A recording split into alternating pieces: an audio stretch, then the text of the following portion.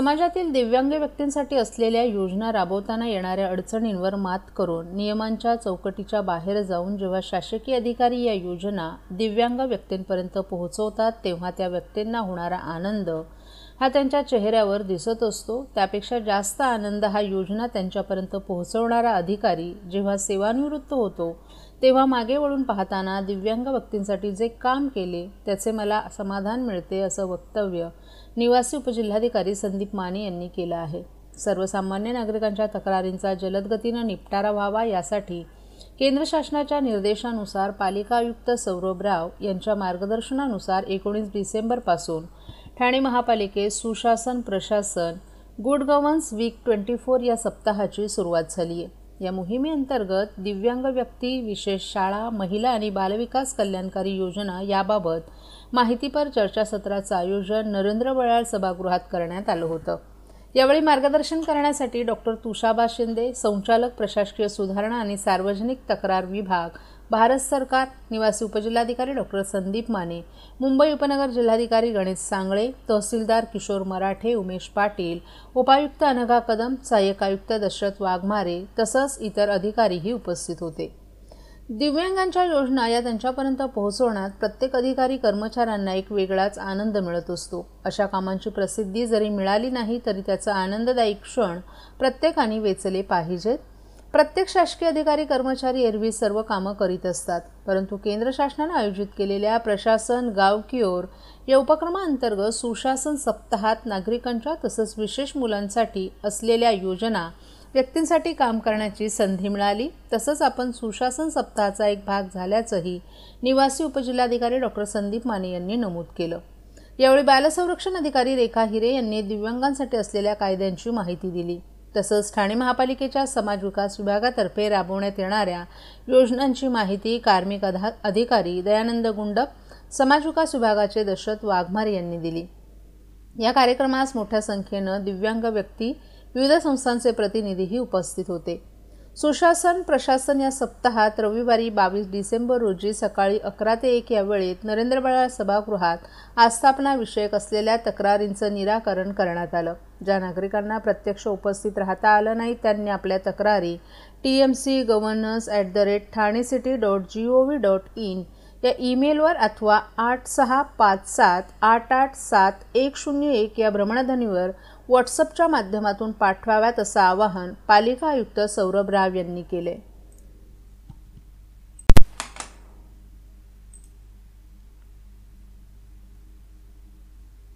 राज्याच्या मंत्रिमंडळाचं नुकताच खातेवाटप करण्यात आलं असून राज्याच्या परिवहन मंत्रिपदाची जबाबदारी आमदार प्रताप सरनाईक यांना देण्यात आली आहे।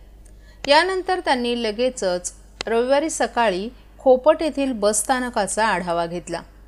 तत्कालीन मुख्यमंत्री आणि राज्याचे उपमुख्यमंत्री एकनाथ शिंदे यांनी 15 फेब्रुवारी 2024 रोजी खोपट बस आगार येथे इलेक्ट्रिक बस सेवा उद्घाटनाप्रसंगी परिवहन सेवा, बस आगार आणि कर्मचाऱ्यांना मिळणाऱ्या सुविधा सुधारण्याकरिता काही सूचना दिल्या होत्या।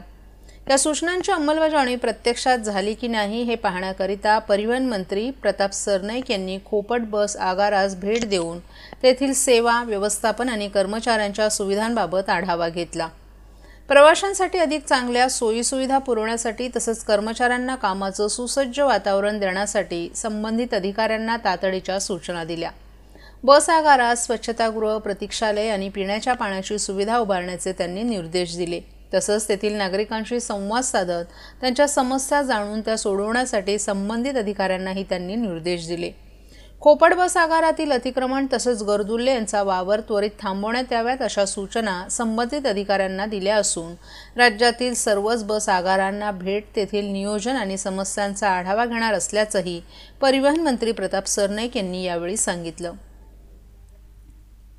महाराष्ट्रातील भगिनींना आधार देणारी राज्य शासनाची मुख्यमंत्री माझी लाडकी बहीण योजना। या योजनेअंतर्गत अल्प उत्पन्न गटातील 21 ते 65 वयोगटाच्या भगिनींना मिळणार दरमहा 1500 रुपयाची मदत। अर्ज करण्यासाठी 31 ऑगस्ट 2024 पर्यंत मुदतवाढ। कुटुंबाचं वार्षिक उत्पन्न 2.5 लाख रुपयांपेक्षा कमी असलेल्या महिला पात्र। कुटुंबाकडे पिवळं किंवा केशरी रेशन कार्ड असल्यास उत्पन्नाचा दाखला आवश्यक नाही। पांढरं रेशन कार्ड असेल किंवा रेशन कार्ड नसेल तर कुटुंबाचं वार्षिक उत्पन्न 2.5 लाखांपेक्षा कमी असल्याचा दाखला आवश्यक।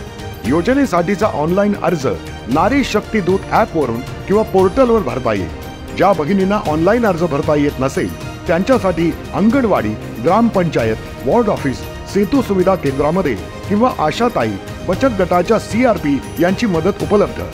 आता आपल्याला अभिमानाने म्हणता येईल, सुखी आणि सुरक्षित आहे माझी लाडकी बहीण।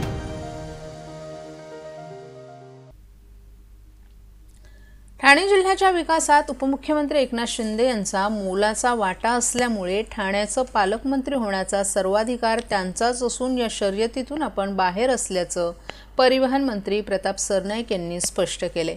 पालकमंत्री म्हणून उपमुख्यमंत्री एकनाथ शिंदे हेच जबाबदारी स्वीकारतील अशी आशाही त्यांनी व्यक्त केली आहे। 2014 ते 2022 पर्यंत ठाणे जिल्ह्याचे पालकमंत्री असलेले एकनाथ शिंदे यांच्या काळात ठाणे जिल्ह्याने विकासाकडे झेप घेतली। एकनाथ शिंदे यांच्या मुख्यमंत्रीपदाच्या कार्यकाळात जिल्ह्यातील विकासाला चालना मिळाली, त्यामुळे ठाण्याचे पालक म्हणून तेच योग्य असल्याचं सरनाईक यांनी सांगितले। ठाणे जिल्ह्यात उपमुख्यमंत्री एकनाथ शिंदे, गणेश नाईक आणि प्रताप सरनाईक असे 3 मंत्री आहेत। यापूर्वी 2022 मध्ये महायुती सरकारमध्ये मुख्यमंत्र्यांसह 2 मंत्रिपदं जिल्ह्याच्या वाटेला आली होती। मात्र पालकमंत्री ठाणे शहराचा नसल्यानं जिल्हा पोरका झाल्याची भावना होती, त्यामुळे ठाण्यातील स्थानिक पालकमंत्री व्हावा अशी मागणी होत आहे। यातूनच उपमुख्यमंत्री एकनाथ शिंदे, मंत्री गणेश नाईक आणि प्रताप सरनाईक यांच्या नावाची चर्चा सुरू होती, परंतु सर्व चर्चा निरर्थक असून एकनाथ शिंदे हेच पालकमंत्री व्हावेत अशा भावना असल्याचं सरनाईक यांनी स्पष्ट केले।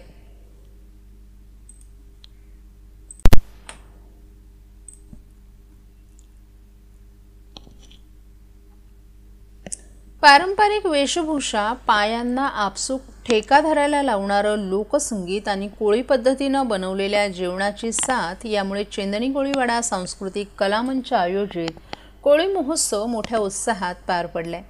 यामध्ये ख्यातनाम लोकगीतं गायक नंदेश उमप यांनी केवळ उपस्थित न राहता आपली गायकी पेश केल्यानं या कार्यक्रमाची रंगत आणखीनच वाढली। चेंदणी कोळीवाड्यातील विठ्ठल मंदिरापासून सुरू झालेली शोभायात्रा चेंदणी बंदरावर दाखल झाल्यावर श्री आनंद भारती समाजाचे माजी अध्यक्ष सुभाष मोरेकर, सुभाष देवराम कोळी, कमल सुभाष कोळी, दिनकर कोळी, प्रमिला कोळी या दाम्पत्यांच्या हस्ते दीपप्रज्वलन करून कोळी महोत्सवाची सुरुवात करण्यात आली। त्यानंतर स्थानिक गायक आणि लहान मोठ्या कलाकारांनी आपल्या नृत्यांनी उपस्थितांना मंत्रमुग्ध केलं।